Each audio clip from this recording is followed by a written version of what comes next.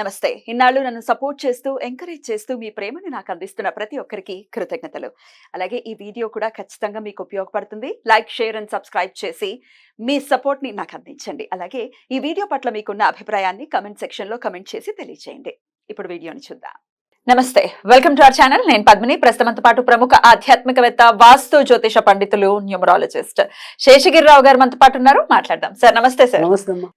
ఈ ఎపిసోడ్ 24వ తారీఖు పడాలి, పొద్దున్నే వేసేయండి. 24th morning. Okay, June 24 బ్రాకెట్లు పెట్టేసుకో. ఈ 25వ తారీఖు జ్యేష్ఠ బహుళ పక్ష చవితి వచ్చేస్తోంది.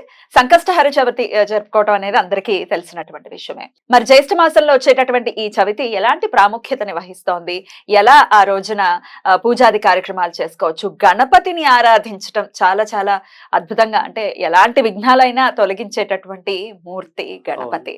మనకి అన్ని విఘ్నాలతోనే ఇబ్బంది పడుతూ ఉన్నాం కాబట్టి మరి స్వామిని ఎలా ఆరాధించాలండి? తప్పకుండా. అంటే ఇక్కడ ప్రతి నెలలో కూడా బహుళాష్టమి అనేది మనం పేర్లు వేరు ఉండొచ్చు, కానీ ఈ సంకష్టహర చతుర్దశి అనేది ప్రతి నెల రావటం అనేది అయితే ఉంది. కృష్ణ పింగళ సంకష్టహర చతుర్థి పేరు ఎంత బాగుందో, చాలా బాగుంది. సో ఖచ్చితంగా మనకి ఇది ఏదైనా కూడా ఈ సంకష్టహర చతుర్దశి, సరే ఈ వ్రతాలు చేసుకునే వాళ్ళకి అది అలవాటు ఉంటుంది అనుకోండి. సరే, వ్రతం అనేది అందరూ చేసినట్టు చేయకపోయినా దీన్ని మనం ఏ రకంగా ఉపయోగించుకోవాలి అంటే ఇన్ని నెలలను చేసుకుంటూ ఉంటారు సంకష్టం. అదిగా నేను చెప్తున్నా. ఇప్పుడు ప్రతి నెలకు ఒకటి వస్తుంది. సో 12 నెలలు చేసి ఉద్యాపన ఇచ్చే వాళ్ళు కొంతమంది ఉంటారు. అలా 12 సంవత్సరాలు చేసి ఉద్యాపన ఇచ్చే వాళ్ళు కూడా కొంతమంది. ప్రతి నెల చేస్తారా? ఏకాదశిలో ఇలాంటి కొన్ని వదులుకోరు. సో ఏదైనప్పటికీ కూడా కొన్ని సార్లు చూస్తే ఈ ఆడవాళ్ళ అది ఏదైనప్పటికీ కూడా వాళ్ళకుండే ఓపిక కానీ ఇంట్రెస్ట్ కానీ ఇలాంటివన్నీ కూడా ఒక్కోసారి చాలా మెచ్చదగినట్టుగా ఉంటాయి. సో అలా చేయలేమండి, ఒక్క రోజు చేసుకోవాలి అనుకుంటే. నేను చెప్పేది కూడా అదే. సో ఇక్కడ మనకి వచ్చేప్పటికి ఏంటంటే, సరే ఈ మామూలుగా అయితే మనం వినాయకుడిని ఎక్కువగా మంగళవారం బుధవారం పూజించడం అనేది ఎక్కువ రావడం అనేది ఉంటుంది. సో అది మరి ఈసారి మంగళవారంతో కలిసి రావటం అనేది ఉంది. తర్వాత రెండోది ఏంటంటే, ఇక్కడ ఏదైనప్పటికీ కూడా మనకి కుజుడు మంగళవారానికి అధిపతి. సరే, సంఖ్యాశాస్త్రం ప్రకారం నేను చెప్పేది ఏంటంటే 7 అనేది ఏదైతే ఉంటుందో అది చంద్రుడు నంబర్గా నేను చెప్తాను. కేపీ ఆస్ట్రాలజీ ప్రకారం అంతేనండి. కేపీ అనేది సంఖ్యాశాస్త్రంలో చేసే కూడా మళ్ళీ సపరేటా? కేపీకి దానికి సంబంధం? కేపీకి సంఖ్యాశాస్త్రానికి సంబంధం లేదు. సో సంఖ్యాశాస్త్రంలో అన్ని ఏ అంకె దేనికి ప్రాతినిధ్యం వహిస్తుందనే ఒక పరిశోధన అనుకోండి. సో ఇక్కడ సరే మన సాంప్రదాయక సంఖ్యాశాస్త్ర నిపుణులు అయితే కనుక ఇదే 7ని కేతు అనుకున్నారు. సో మరి కుజుడు కేతు సములు కదా. తర్వాత రెండోది వచ్చేప్పటికి చంద్రుడు కుజుడు కలిస్తేనే మరి చంద్రమంగళ యోగం కదా. సో వీళ్ళ ఇళ్లలో ఉండే అమంగళాలన్నీ తొలగడానికి, సో వారి జీవితం మరి సుమంగళాలతో వర్ధిల్లడానికి మనం ఒక చిన్న రెమెడీ అనేది చెప్పాలనేది నేను చూస్తున్నాను. తప్పకుండా చెప్పండి. అది ఎలా చేస్తే మంచిది అయితే దీనికి ఏంటి అంటే కనుక ఇది కూడా సాయంకాలం పూట చేయటం అనేది ఎక్కువ ఉత్తమం. అయితే కొంతమందికి మళ్ళీ కొన్ని సందేహాలు వస్తూ ఉంటాయి. మేము సాయంకాలం దాకా ఏమి తినకుండా చేయాలా, ఉపవాసం ఉండాలా, లేదా ఏమైనా తినేనా చేయొచ్చా అని. సో నేను ఒకటే చెప్తాను, మీరేమీ తిన్నా పర్వాలేదు. సో చిత్తం చెప్పుల మీద అని కాకుండా మనమేమో అన్నం తినలేదో కడుపు బాధ పెట్టే కన్నా చేయండి. ఎలా చేయాలంటే మీకు ఎలా వీలుంటే అలా కొంచెం లఘువుగా తినటం అనేది ఎప్పుడు కూడా మంచిది. అసలు లఘువుగా తినటం అనేది అది ఎప్పుడూ మంచిది. మన సీనియర్ నటులు అక్కినేని నాగేశ్వరరావు గారు ఒకసారి ఒక సందర్భంలో చెప్పారు, ఎక్కువ తినేవాడు తక్కువ కాలం బతుకుతాడు. అంతే కదా, తక్కువ తినేవాడు ఎక్కువ కాలం బతుకుతాడు. నువ్వు దేనికి నీకేం కావాలో నువ్వే చూడు. ఎక్కువ కాలం బతకడం అనేది ఏంటంటే ఊరికే అన్ని రోగాలతో ఎక్కువ కాలం బతకడం బాబు కదా. తింటే అన్ని రోగాలు వస్తాయి కూడా. అందుకే ఆయన ఏం చెప్పాడు అంటే కనుక వాళ్ళు కనుక తక్కువ తింటే కనుక ఏ రోగాలు లేకుండా కూడా ఎక్కువ కాలం బతుకుతాం. కనుక ఎప్పుడు కూడా ఈ లఘు ఆహారం అనేది మితాహారం అనేది ఎప్పుడు కూడా మనకి మంచిది. భోజనం మనం తినది మనని తినది. ఎక్కువ తింటే మన తింటుంది, దాన్ని మనం తింటే సరిపోతుంది. కనుక ఈ రకంగా మనం తక్కువ తినటం అనేది ఎప్పుడు కూడా శ్రేయోదాయకం. సో సరే, కనీసం మనం ఇప్పుడు ఈ ఆహారాన్ని పక్కన పెట్టి స్వామి వ్యవహారంలోకి ఆరాధన. వద్దాం. కరెక్ట్. సో ఈ వ్యవహారంలోకి వచ్చేప్పటికి ఏంటంటే ఇక్కడ మనకి వచ్చేప్పటికి ఈ రోజు ఏం చేయాలంటే ఖచ్చితంగా లక్ష్మీ గణపతులు ఇద్దరిని కూడా ఆరాధించాలి. ఎందుకంటే మనం ఇందాక చెప్పుకున్న నా లెక్క ప్రకారం చంద్రుడు అని.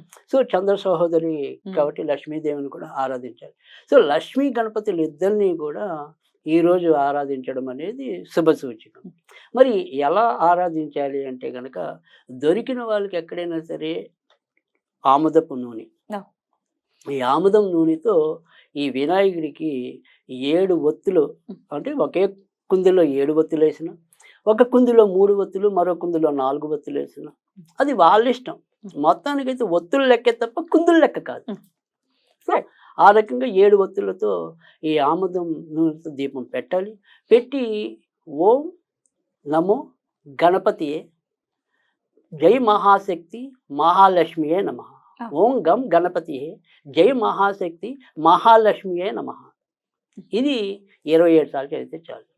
సో దీనివల్ల మనకి కలిగే ప్రయోజనం ఏంటి అంటే కనుక, ఒకటి ఏదైతే మనకి తరచు విఘ్నాలు ఏర్పడుతున్నాయి, మనం ఏ పని మొదలెట్టుకున్నా కూడా పెద్దానికి ఇబ్బందులు వస్తూ ఉంటాయి.